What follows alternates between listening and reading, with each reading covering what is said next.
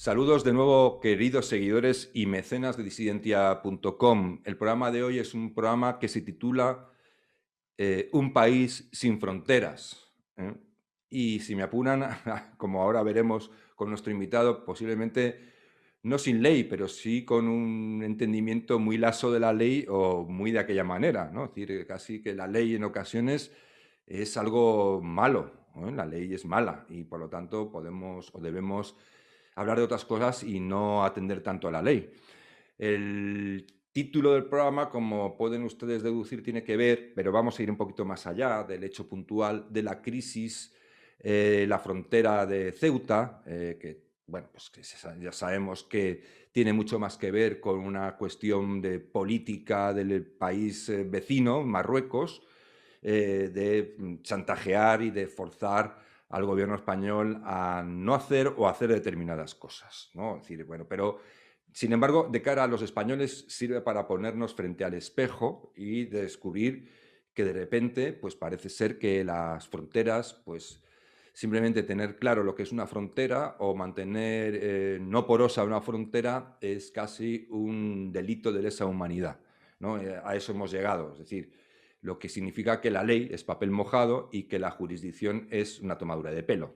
Entonces, para hablar de este asunto y tratarlo como se merece, tengo de invitado en esta ocasión a Javier Torrox, que es filólogo, pero además de filólogo, bueno, pues es una persona, yo podría decir que un pensador, si no quedará un poco como apolillada esa expresión hoy en día, ¿no? Aunque pensar, como decimos en disidencia, debería... Está de moda, decimos, pero vamos, es algo más una intención que tenemos nosotros que una realidad. Pero bueno, antes que nada voy a saludar a Javier. Encantado de que estés con nosotros, Javier. Muchas gracias, Javier. Es un placer estar contigo y con tu audiencia nuevamente. Muchas gracias por la invitación.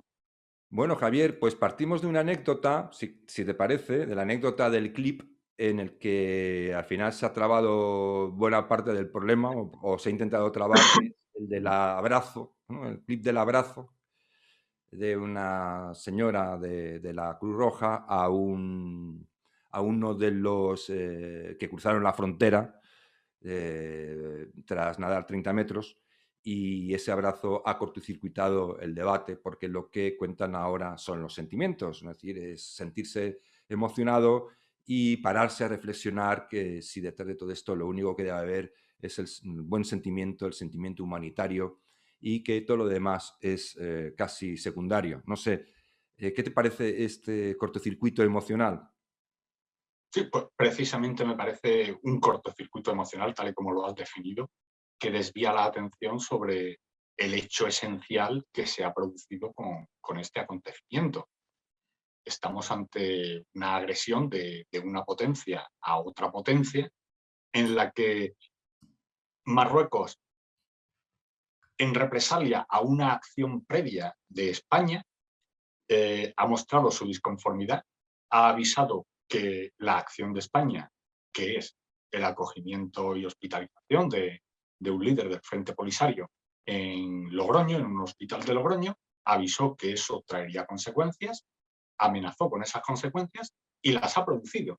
Y lo que ha hecho es impulsar a parte de su población y también a personas que pudieran estar en territorio marroquí, en las inmediaciones de Ceuta, tratando de pasar la frontera para entrar en Ceuta y de ahí pasar o bien a la península o bien a terceros países europeos, pues los ha empujado a cruzar la frontera por el mar, una frontera prácticamente inexistente, a saltar la ley, y las fuerzas y cuerpos de seguridad, la policía local y la Guardia Civil en Ceuta se han visto absolutamente desbordados. Se ha convocado al ejército, el Ministerio de Defensa, el gobierno ha desplegado al ejército a realizar labores de policía, porque la labor que ha realizado el ejército en la playa del Tarajal es una labor de policía, para impedir que pasara más gente y para transitar de forma ordenada a las personas que estaban pasando la frontera de forma continua, alojarlas, identificarlas y devolverlas a Marruecos en su caso, tal y como afirma el gobierno que ha realizado con varios miles de ellos. Pero en cualquier caso, la anécdota de la chica de la Cruz Roja abrazando a una de las personas que han pasado la frontera es una anécdota que es absolutamente irrelevante ante el hecho esencial de lo que se trata. Esto es una agresión de Marruecos a la nación española, en represalia por una acción previa realizada por España. Que es una acción previa realizada por España. Esto también nos coloca en otra tesitura, tener que pararnos a pensar qué tipo de política exterior tenemos cuando, digamos, la política exterior se entiende como una partida de ajedrez. Esto lo explico en el sentido de que si tú tomas una decisión o realizas una acción en política exterior que puede generar fricciones con un tercer país, lo normal es que tengas una siguiente jugada en previsión de la respuesta de ese tercer país.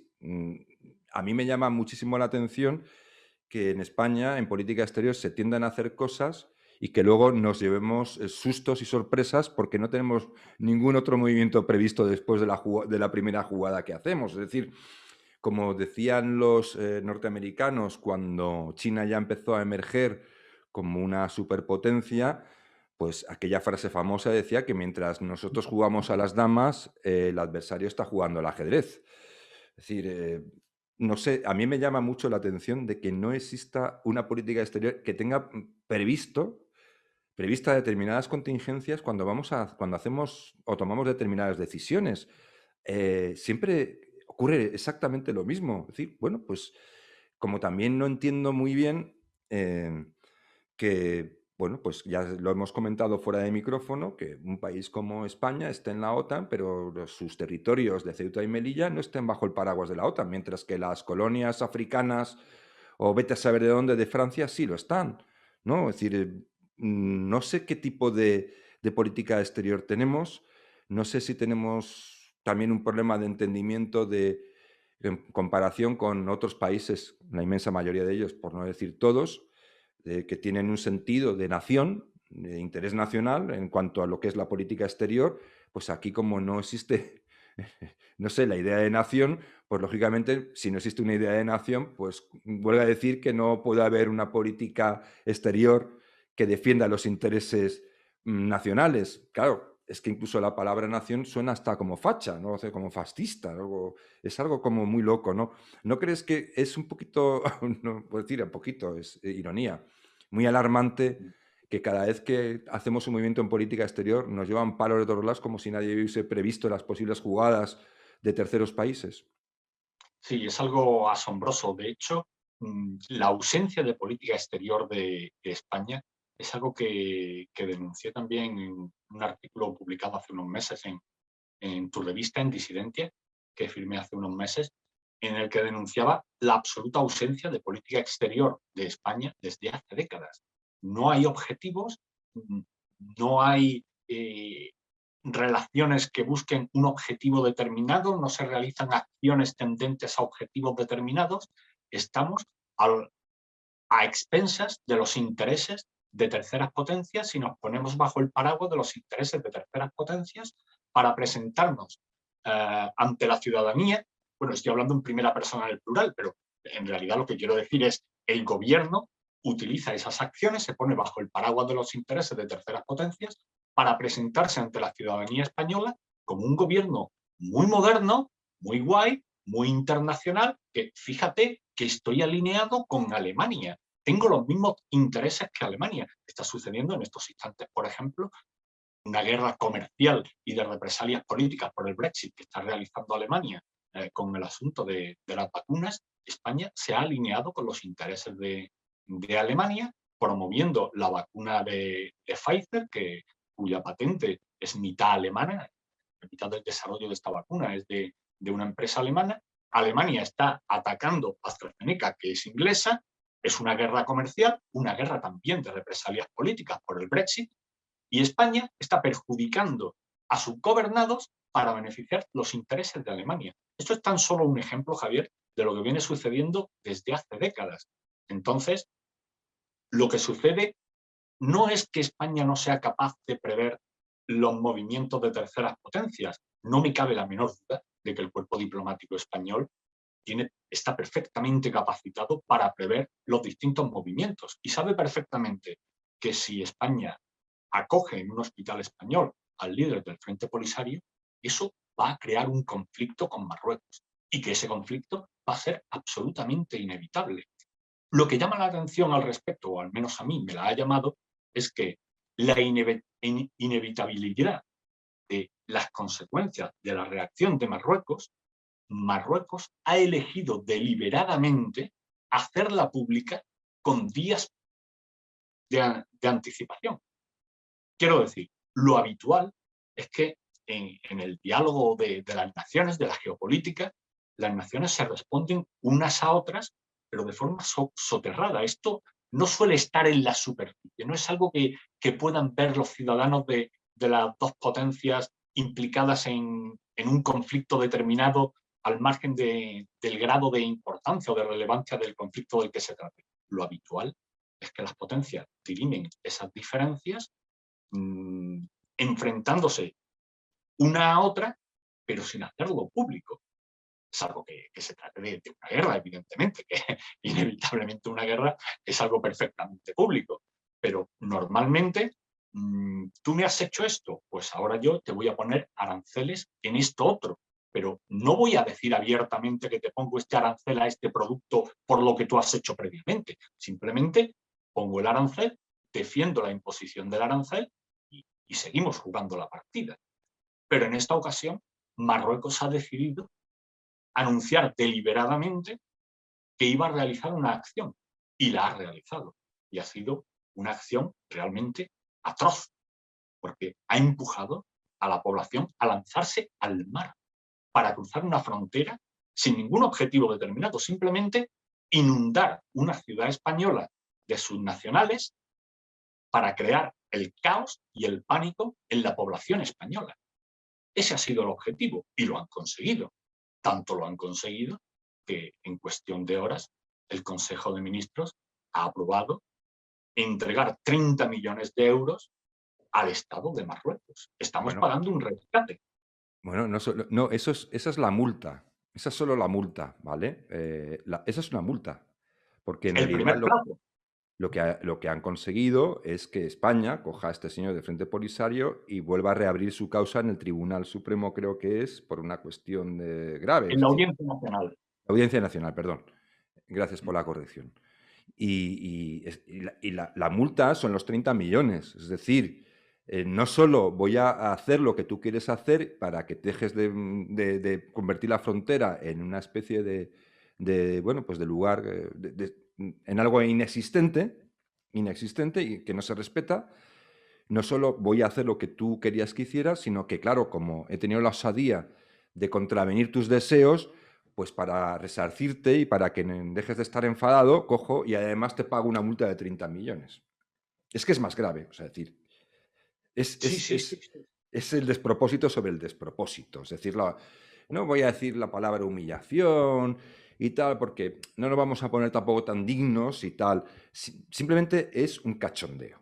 Es una vergüenza, simplemente es de vergüenza. Y ya está. Lo que ha hecho Marruecos y España ha aceptado, el gobierno de España ha aceptado sin rechistar, bueno, el gobierno de España no, España, porque el gobierno es el encargado de la Administración General del Estado y el responsable de la alta gerencia de España. Las respuestas que da el gobierno son las respuestas de España como nación. Lo que ha hecho España es aceptar que Marruecos le pase como hacen las mafias, la Cosa Nostra, le pase el racket de que tienes que pagar para que yo te dé protección. ¿Protección de quién? De mí. Tienes que pagarme para que yo no te agreda. Sí, Eso es lo que ha sucedido. tienes Algo que... que se ve en las películas de mafiosos, eso es lo que ha sucedido. Sí. Y lo hemos aceptado sin rechistar. El gobierno lo ha aceptado con una sonrisa. Es algo asombroso. Cada vez que yo veo estas cosas y veo sonreír al gobierno, yo me asombro porque, claro, yo hasta cierto punto puedo entender que en una situación de crisis, pues el gobierno se vea forzado a tomar una acción que no quiere tomar, pero al que las circunstancias le obligan a tomar esa acción, como como los antihéroes de las películas de John Ford, por así decirlo. Yo lo puedo aceptar. Ahora bien, que lo hagan con una sonrisa, eso ya parece que se estén riendo de nosotros. Bueno, que se ríen. Porque yo cada vez que les veo sonreír me acuerdo siempre de una escena de Hamlet, de Shakespeare, cuando Hamlet dice que uno puede sonreír y ser un villano, aún así. No me sonría usted si me está quitando 30 millones de euros de nuestros bolsillos para dárselo a alguien que me ha agredido, porque eso es lo que ha sucedido. No, en este caso, Javier, además es más llamativo y más esperpéntico, porque fíjate tú lo incautos y lo incompetentes que se puede llegar a ser en un gobierno, en un determinado gobierno, que toda esta crisis de la frontera, esta invasión de la frontera española, les ha arruinado la presentación propagandística a bombo y platillo de la España 2050, que era ayer, debía ser ayer. Y les han hundido es decir, se ha pillado, es decir, lo incauto que se puede llegar a ser, lo incompetente que se puede llegar a ser, como para no haber previsto que esto podía pasar.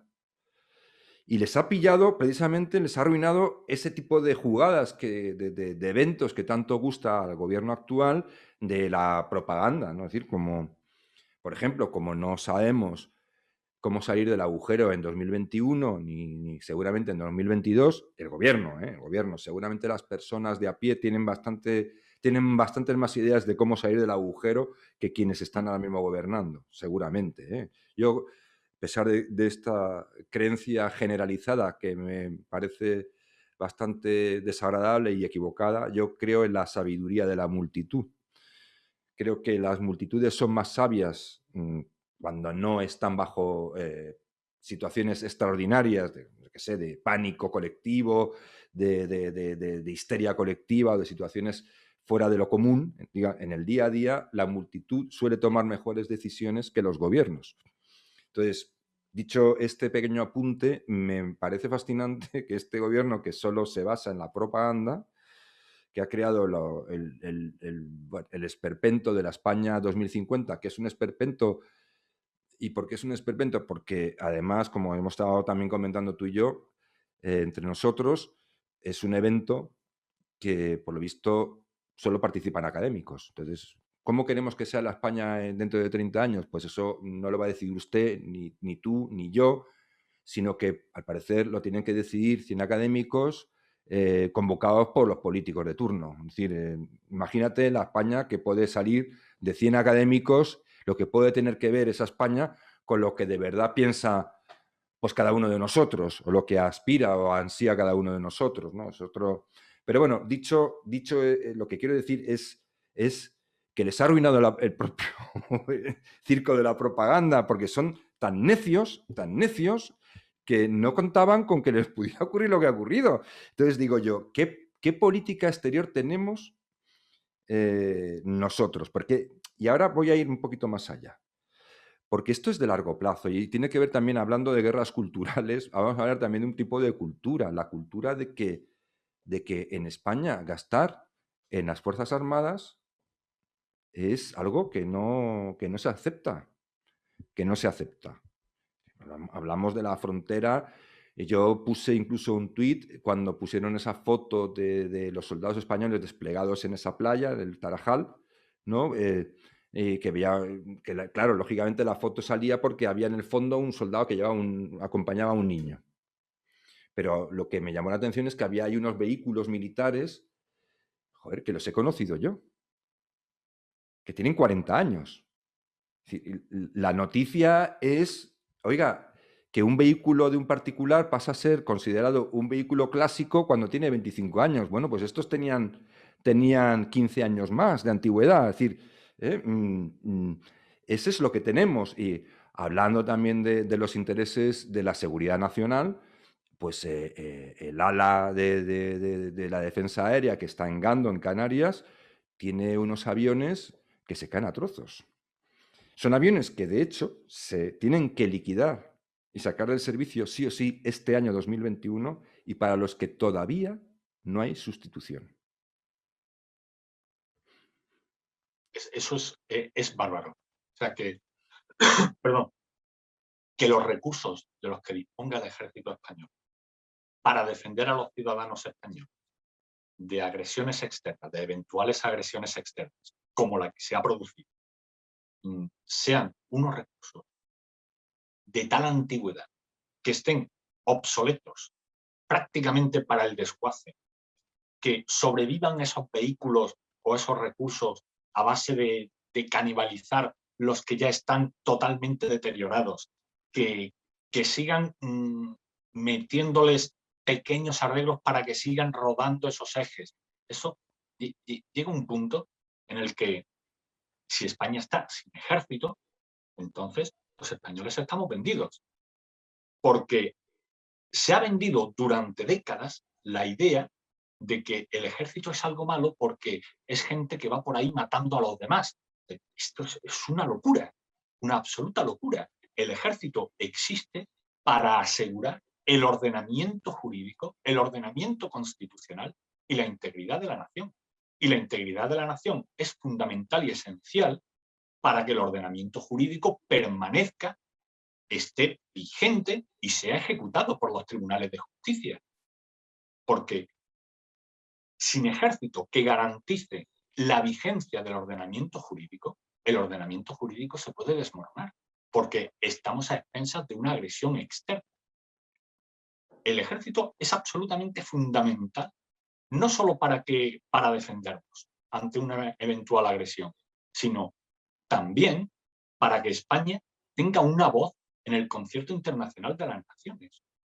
Porque si no eres nadie militarmente, no eres nadie internacionalmente. Y no ser nadie internacionalmente tiene muy graves consecuencias económicas, porque en los intercambios comerciales y en los acuerdos comerciales vas a salir siempre perdiendo, porque no tienes capacidad de coaccionar a tus competidores. No tienes capacidad de ponerte por delante de tus competidores y decirles, no, oiga, usted a mí no me puede toser porque yo soy más poderoso que usted. Las cosas funcionan así. El mundo está hecho así. No, el mundo no está hecho de voluntades. Para que lo entienda el público, yo creo que lo entenderá cualquiera que nos oiga, pero si alguno no es un poco ajeno a este tipo de conceptos, es sencillamente, por ejemplo, tú tienes una actividad en una serie de áreas de influencia que es comercial y económica y que generalmente está muy, muy relacionada con las rutas marítimas, por ejemplo, las rutas marítimas, pues cómo consigues que tu actividad esté salvaguardada y no esté a expensas de pues la voracidad o de las influencias de terceros, pues teniendo una proyección estratégica que se basa en un ejército medianamente operativo que pueda disuadir a cualquiera de decir de que interfiera a tus rutas. Tan sencillo como eso. Porque hay muchas formas de hacerlo. Lo estamos viendo ahora mismo en Hispanoamérica, como China, ante la falta de proyección estratégica de los países como Argentina o incluso Chile, está invadiendo sus aguas de pesca con sus propios pesqueros, escoltados por buques militares chinos. Es decir, están esquilmando recursos del área de influencia de esos países porque tienen una proyección estratégica que los otros no tienen. Si Argentina no fuera un desastre de país arruinado y tuviera un ejército medianamente operativo, pues seguramente esto no le estaría ocurriendo a Argentina. Que sus pesqueros no pueden faenar de forma rentable en sus propias aguas porque están siendo esquilmadas por los pesqueros chinos. Es que esto no es una cuestión de matar o que te maten, es que es algo más elemental, más cotidiano y más sencillo de entender y de poder comprobar en el día a día. En el caso del famoso mar de China, pues no es una cuestión solamente de que va a haber una guerra entre Estados Unidos, sino que son rutas de áreas de influencia económicas estratégicas. Entonces, ¿cómo puedes tú mantener tu ruta sin inferencias y sin el predominio de los competidores? Pues teniendo una proyección estratégica superior al competidor, o por lo menos disuasoria para el competidor. España está en una posición... La capacidad disuasoria es la clave de todo.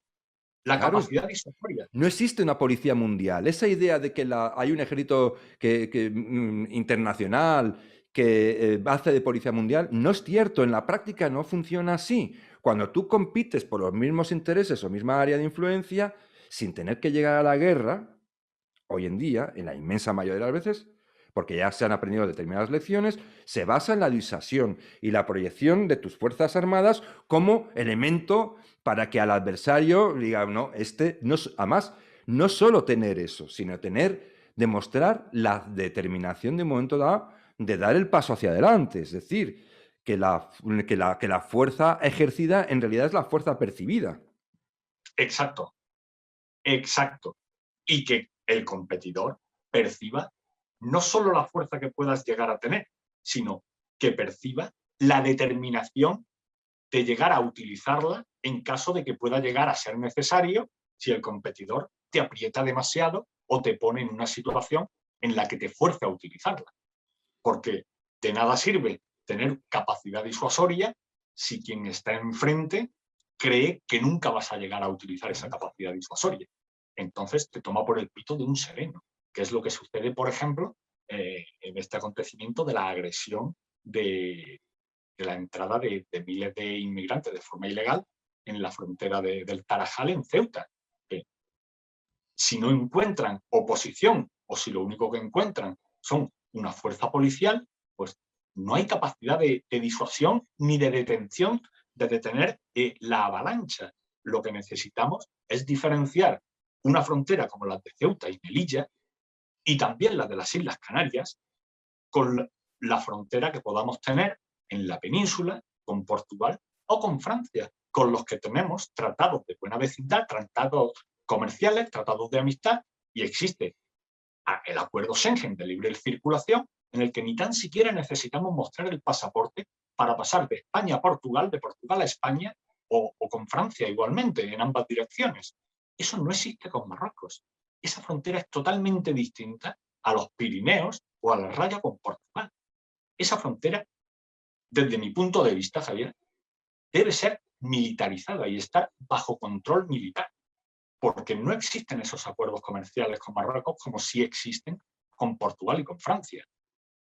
Y existe una enorme población, no solo marroquí, sino del resto del continente africano que entra en Marruecos, donde no hay tanto control de las fronteras por el sur, entran en Marruecos con el objetivo de pasar por Marruecos y llegar a España, bien para quedarse en España de forma ilegal o bien para pasar a terceros países en Europa.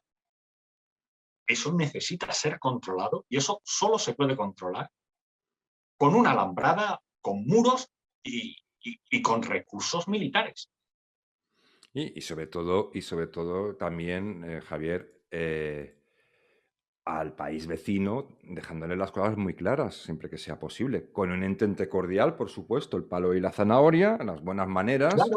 pero la determinación y es decir, el discurso sencillo y basado en los hechos y la evidencia de que no vamos a tolerar que hagas estas cosas. Es decir, por eso digo que es sorprendente que ocurra lo que ha ocurrido en la frontera con Ceuta y que era algo perfectamente previsible, encima, yo creo, como comentas tú, anunciado, y que todavía nos pille en bragas, con perdón, ¿eh? O sea, con el calzón bajado, ¿no? Es decir, pues Sí.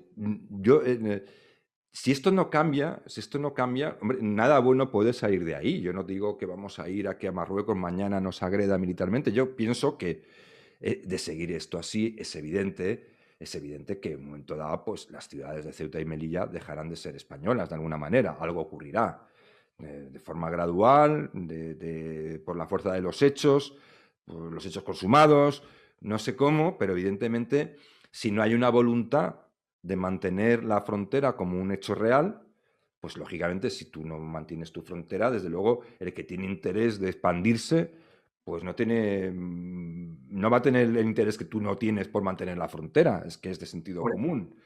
evidentemente, quien quiere ocupar tu territorio, si no encuentra tu oposición, va a ocupar tu territorio.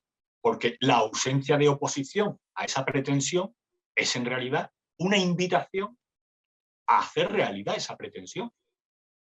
Si España no controla sus fronteras en Ceuta y Melilla, lo que está haciendo en realidad es invitar a Marruecos a tomar esas dos ciudades que han sido españolas siempre, que jamás han sido de Marruecos, porque son españolas desde antes de que exista Marruecos.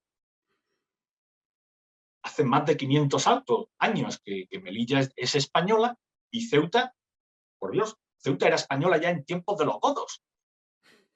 Estaba allí el obispo Donopas, que ayudó a pasar a los invasores musulmanes, el traidor Donopas.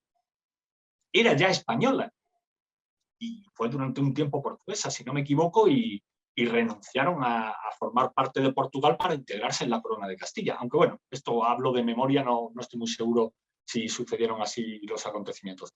En cualquier caso, lo que es evidente es que si España no está dispuesta y determinada a proteger su territorio, quien quiera sacar tajada de ese territorio la va a sacar, porque no encuentra oposición.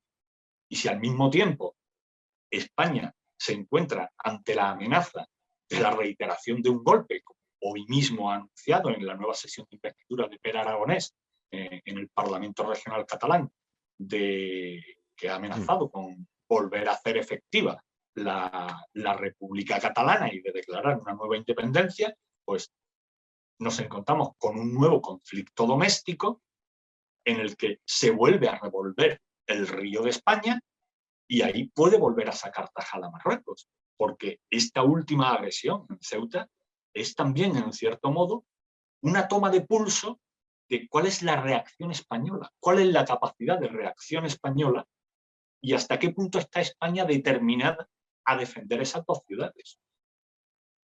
Y yo creo que la respuesta debería haber sido más firme, y hablo desde el punto de vista militar, porque los recursos desplegados en la playa del Tarajal, las labores que han realizado, que eso ha podido verlo todo el mundo, ha sido una labor de policía.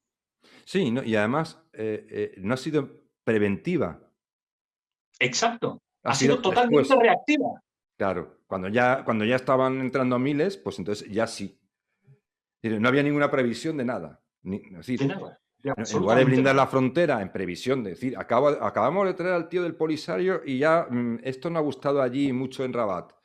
No te preocupes, nada, vamos a presentar mañana España 2050, déjalo que no pasa nada. Y ya, pues, y ya está, pues esto es lo Sí, que ocurre. y lo que es asombroso es, me han invadido. Bueno, venga, despliego aquí unos legionarios y ya presento mañana el plan de España 2050. Lo dejo para el día siguiente, como si aquí no hubiera ocurrido nada. Es algo asombroso. Estamos en mitad de una crisis monumental, colosal, y el señor Sánchez se va con todo su gobierno a presentar una fantasía que se ha sacado de la boca manga, que No, es eso es algo algo, realmente asombroso.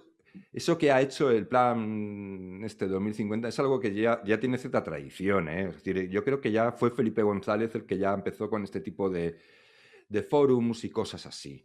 A mí, Sí, yo he recuerdo que visto. Felipe González habló en su momento que su proyecto de nación requería permanecer 30 años en el poder. Sí, bueno, claro, y toda la vida, si hubiese podido, ¿no? Sí, Claro, bueno, ya sabemos. Es decir, aquí el que pilla pero el vamos a ver, asiento no lo quiere que soltar. el señor Sánchez en 2050, el señor Sánchez va a tener 80 años. Ya. ¿Pero qué No, pretende? no. ¿Permanecer en Moncloa hasta los 80 años? No, la idea es una idea. Yo he visto, me he conectado un poco a los inicios del acto. Yo, si te puedo decir, y perdón por aquellos que estas cosas crean que se critican indebidamente o de forma frívola. No, yo no voy a ser frívolo. Simplemente voy a decir que me he conectado, ha salido una chica a hablar, ha dado un speech, luego ha salido otro. Y si te digo la verdad, después de escuchar la oratoria y lo que se dice, yo lo que he sentido es una enorme vergüenza ajena. Nada más. Es decir, lo que he apuntado antes, 100 académicos, oiga, que estamos en la España gobernada por los académicos. ¿Dónde está la toma de opinión y la conversación con la realidad cotidiana de las personas que hacen cosas? Que no hablo de las personas completamente apáticas, que igual no son representativas de nada o que no les interesa participar, pero habrá gente en la sociedad civil que sin ser egresado o académico o rector o lo que fuere, o investigador de no sé qué, igual tiene algo que decir al respecto de cómo quiere o cómo cree que España puede ser un lugar mejor para hacer cosas. Esas personas no están en esos foros. Esas personas no están en esos foros.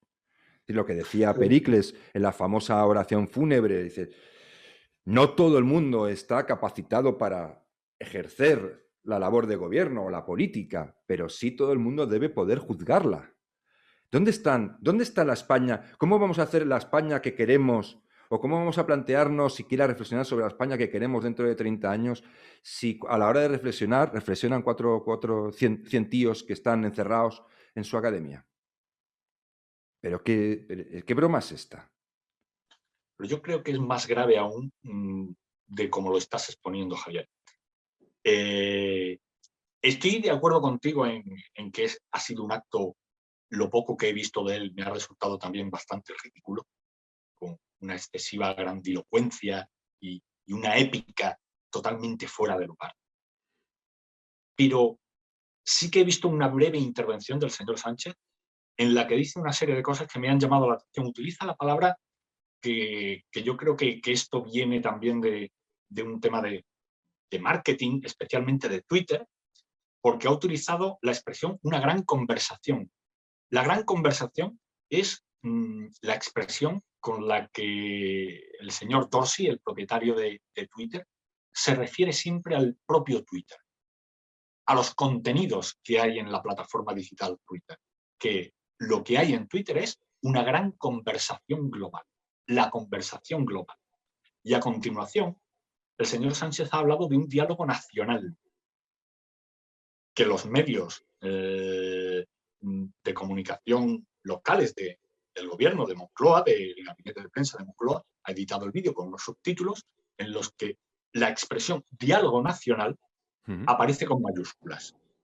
Y de inmediato el señor Sánchez ha hablado de la integración en ese diálogo nacional de lo que ha denominado las 19 comunidades y ciudades autónomas.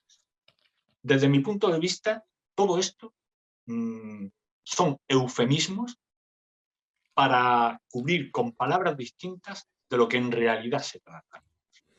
Esto, unido al nuevo gobierno que va camino de formarse en Cataluña, la pretensión de este gobierno de Cataluña y la pretensión de las pretensiones separatistas de otros socios del gobierno del señor Sánchez, a mí me llevan a pensar que esto pueda ser el inicio de un golpe blando de signo federalista y que poco a poco se estén empezando a poner en este momento las primeras piedras de un camino muy peligroso que puede llevarnos quién sabe dónde, pero con el objetivo de crear un nuevo Estado federal en España.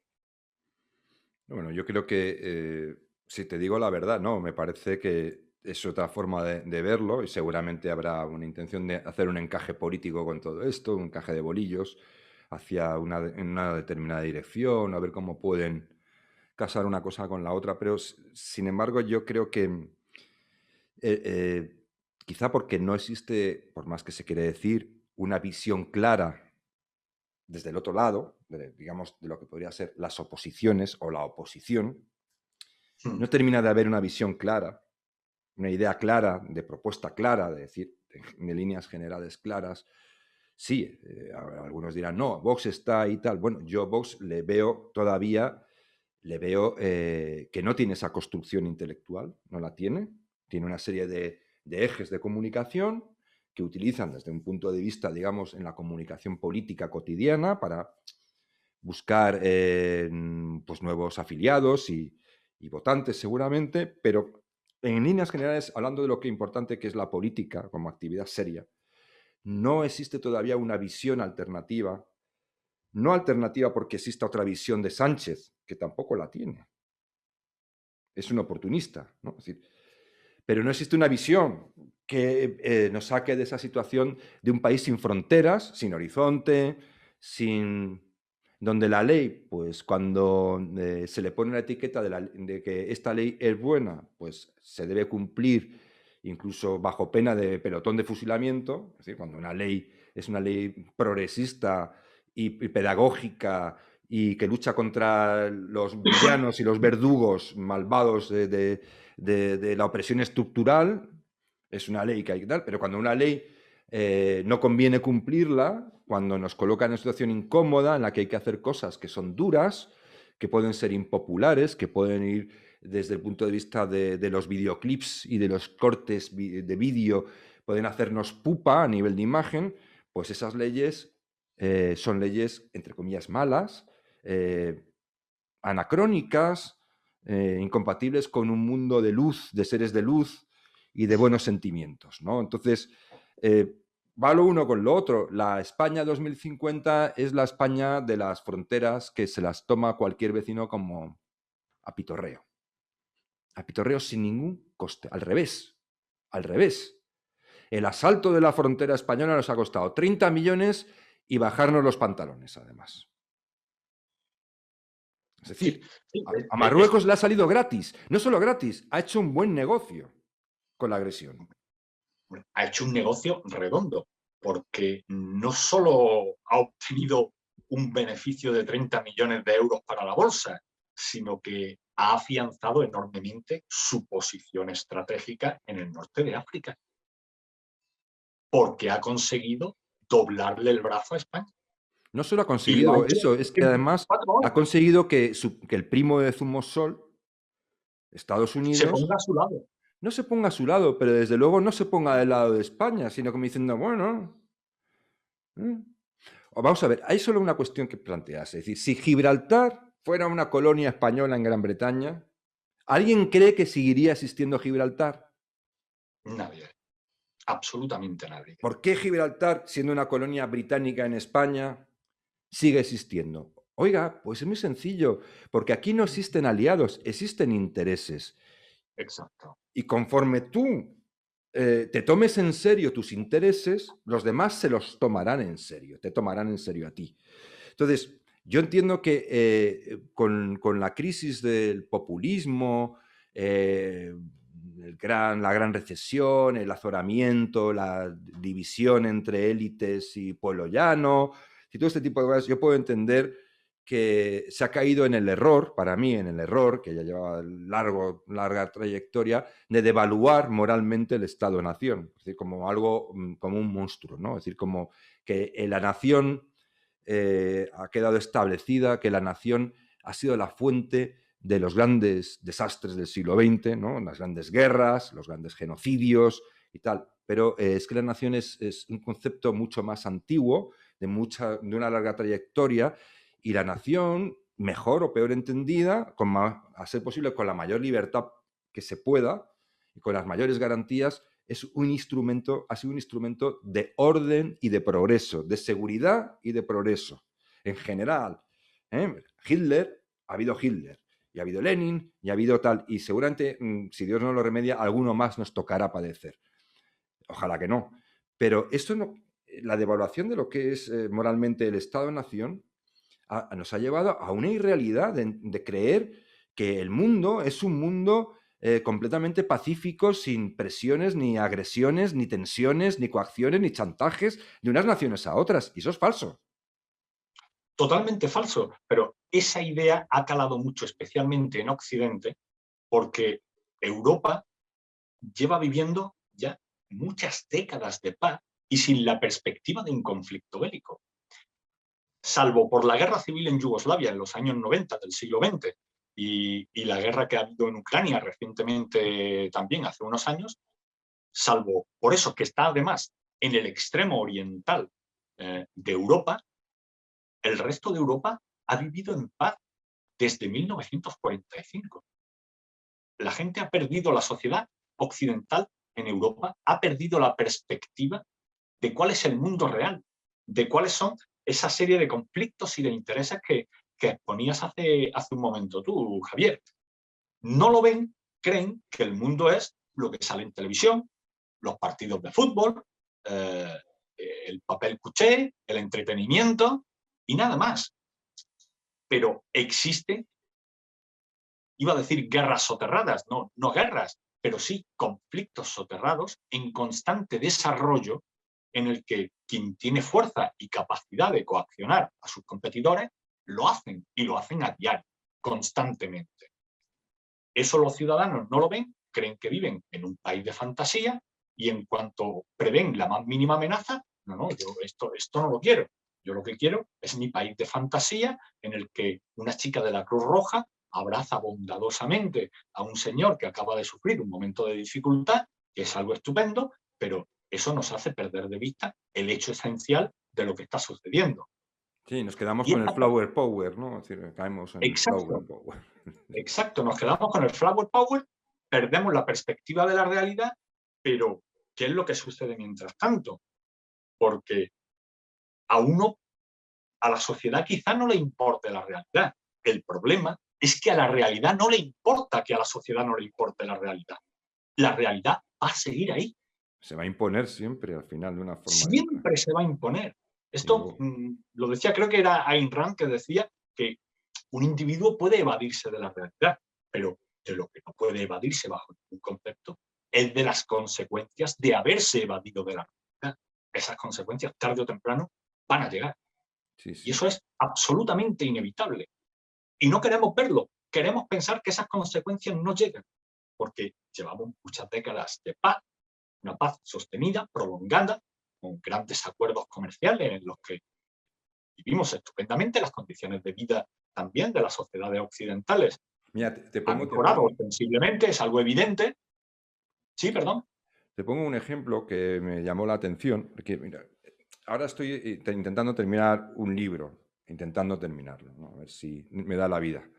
Pero hay una parte del libro que me apetecía tratar y es una cuestión que me acuerdo que viendo una introducción de esas típicas miniseries que se basan en hechos históricos, que son, a mi juicio, las que son más interesantes a veces de ver, si son buenas, están bien hechas, se entrevistaba a los personajes originales en los que se basaba la serie, ¿no? Es decir, las personas que luego son dramatizadas, ¿no? Y esta era de la Segunda Guerra Mundial, creo que recordar, que era... Sí, Band of Brothers.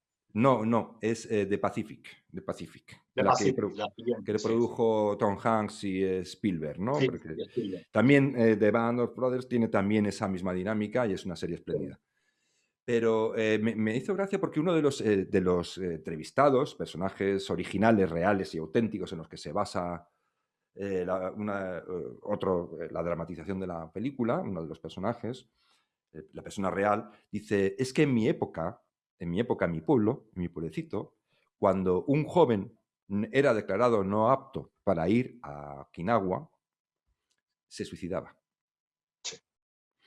¿Por qué? Y decía, muy sencillo, porque no era que fuera idiota, ni que tuviera ganas de morir, de ninguna de las maneras, sino que era una vergüenza tan grande formar parte de una comunidad y que en la parte más importante, es decir, el servicio más importante que puedes prestar a la comunidad, que es defenderla, seas declarado por esa misma comunidad a la que perteneces inútil. Era algo que un joven entonces llevaba francamente muy mal. Algunos, de hecho, como decía este señor, hubo bastantes suicidios en los que eran declarados no aptos. Esa mentalidad hoy en día, se lo trasladas a alguien de hoy en día y dice, estaban completamente majaretas. Sin embargo, Quizá, entre una cosa y otra no hay que caer. Es decir, afortunadamente el tiempo pasa y no todo permanece igual. Es decir, no vamos a ser tampoco decir rancios y casposos. Pero sí conviene, sí sirve esa enorme, digamos, asimetría o esa enorme diferencia para que nosotros nos paremos un poco a pensar. Hombre, no tenemos que morir en las playas de Okinawa, afortunadamente, entre otras cosas, porque lo hicieron otros que ya murieron allí. Por algo murieron, es decir, no murieron, afortunadamente, se supone que no murieron en balde. Pero de eso a desentendernos completamente del mundo real y no querer ver que lo que rige en el mundo real es algo que puede ser desagradable, hombre, pues media un abismo, ¿no? totalmente, totalmente. La cuestión aquí es que se ha producido una inversión de valores, más que inversión, una desaparición de valores morales. Quizá, como bien dices, esta asimetría, tampoco es necesario tomarse al pie de la letra de Morales y valores valores. reales. Y Sí, sí, reales. sí. Es decir, Hombre, es por decir, supuesto. un sentido de la Cuando realidad. hablo, exacto, esos valores morales estaban totalmente afianzados en la realidad. A diferencia de lo que ocurre en la actualidad, en la que los valores no están sostenidos por los hechos reales, factuales, sino que están sostenidos por fantasías emocionales. Por videoclips, por esos clips del abrazo. Sí, fantasías emocionales transitorias, porque además están destinadas esas fantasías a durar, como bien dices, lo que dura un clip, 1 minuto, 2 minutos, y disfrutar a continuación de las consecuencias gratificantes de ese clip, De la de esa emoción. fantasía que dura 1 minuto.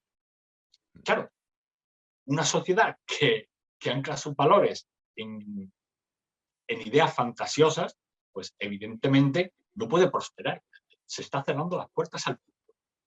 Se está cerrando las puertas al futuro porque su idea del mundo no se corresponde con la realidad. Cada vez que vaya a salir a la calle a enfrentarse con el mundo, se va a dar un tortazo, porque el mundo no es el que cree que es. Sí, la burbuja, ¿no? Una burbuja. Pues nada, yo creo que estamos llegando ya al final del programa. Creo que es interesante las reflexiones que se están produciendo, que estamos intentando tener. Seguramente las completarán muchísimo mejor nuestros seguidores y oyentes, y las completarán de mil maneras, con muchísima más intensidad. Esto simplemente es una reflexión. Pero la cuestión está, para terminar, Javier, ¿es posible casar la realidad con, con- con nosotros? Es decir, ¿hay alguna esperanza de que cuando haya un conflicto de este tipo, yo creo que mucha gente, si no la mayoría, se siente alarmada porque esto ocurra en la frontera? No creo que nadie, tampoco es de salir corriendo ni de vamos a morir todos, pero sí se siente una sensación muy desagradable y un cierto disgusto, ¿no? Es decir, una falta de seguridad y demás, ¿no? Pero de ahí, ¿es posible que los políticos, sin caer en el exceso, en los golpes en el pecho, ni tampoco en cantar canciones casi de, no sé, de trinchera y de tal, simplemente haciendo las cosas como se deben hacer, ¿es posible que esto cambie en España o vamos a seguir así hasta que al final, no sé, yo qué sé, pues igual simplemente decidamos disolvernos amigablemente y ser ocupados por los que estén al lado? Y evaporarnos.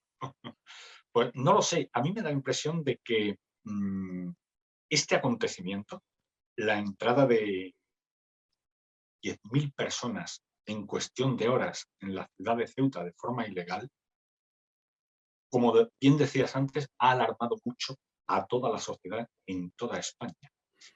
Porque lo que se ha puesto de manifiesto es algo que le va muy mal a cualquier gobierno. No digo al gobierno del señor Sánchez, le va mal a Sánchez porque es quien hoy ocupa el gobierno.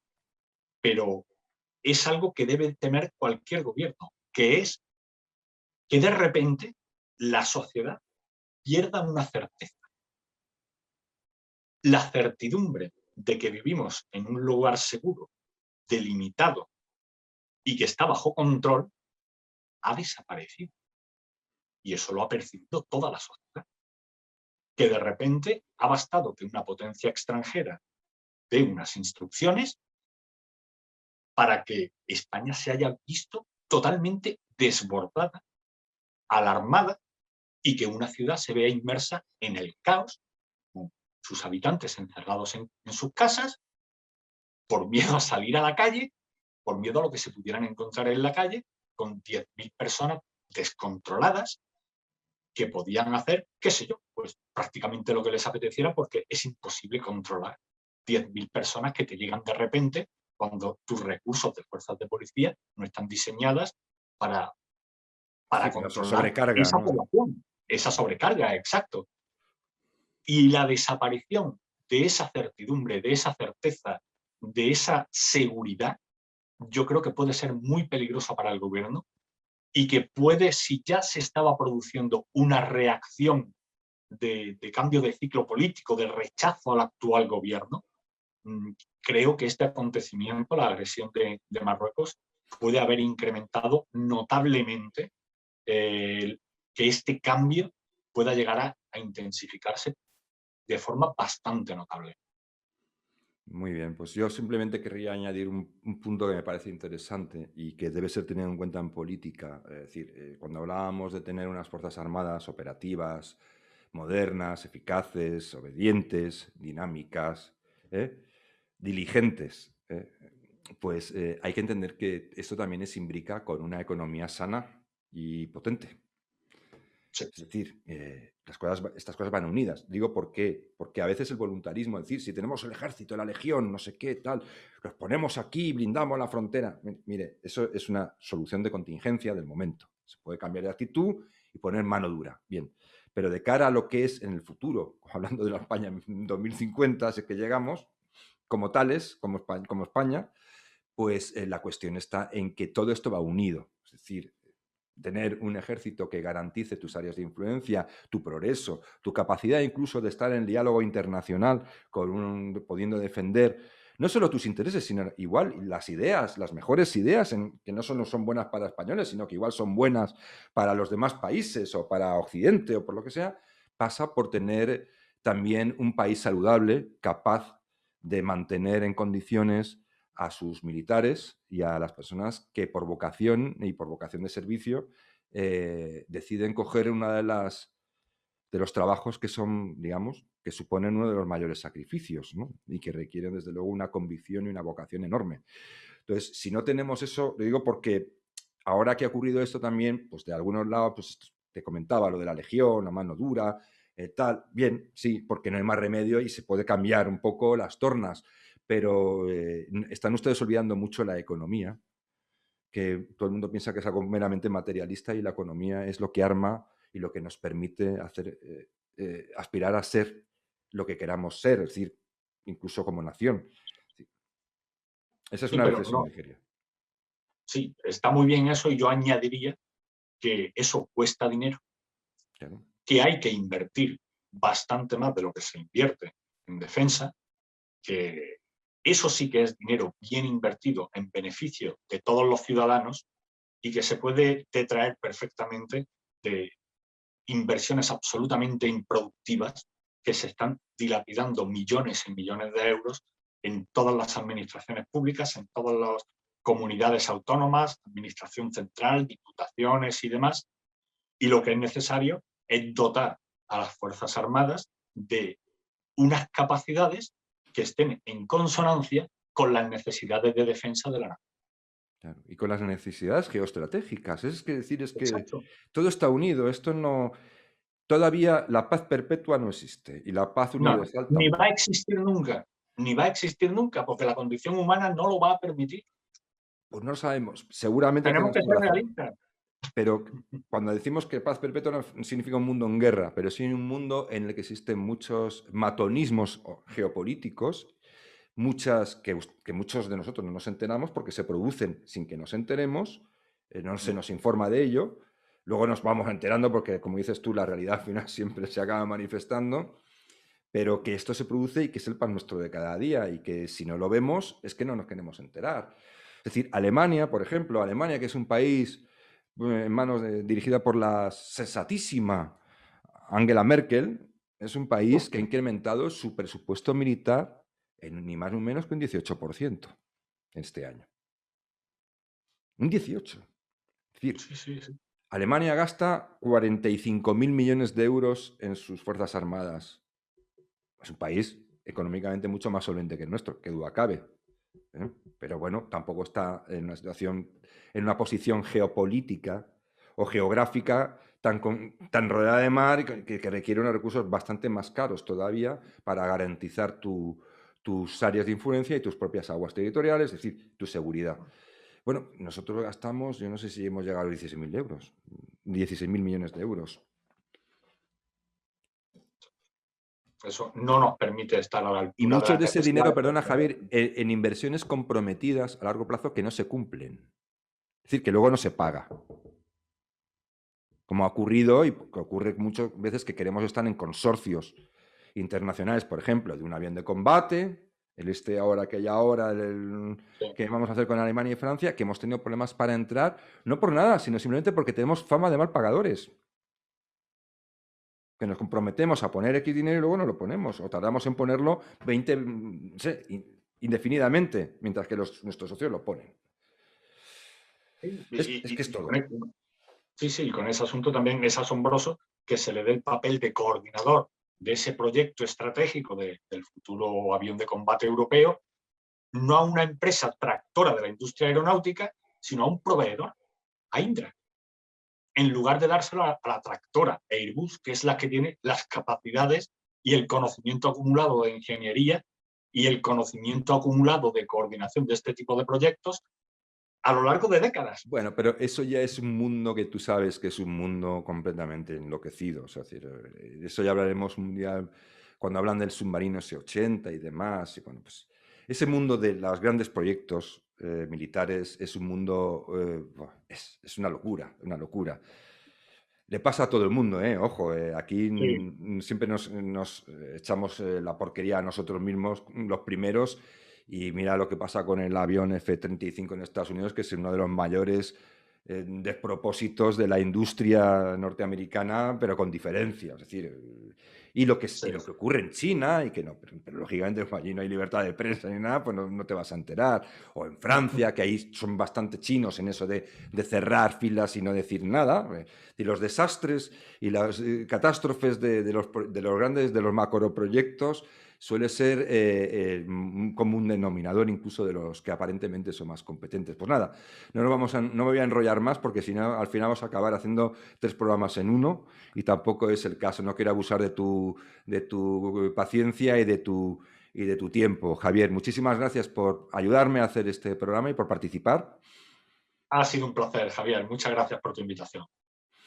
Y nada, para terminar, pues muchísimas gracias por estar ahí y bueno, como les digo siempre, que tengan una semana lo más llevadera posible y lo dicho, muchísimas gracias por estar ahí.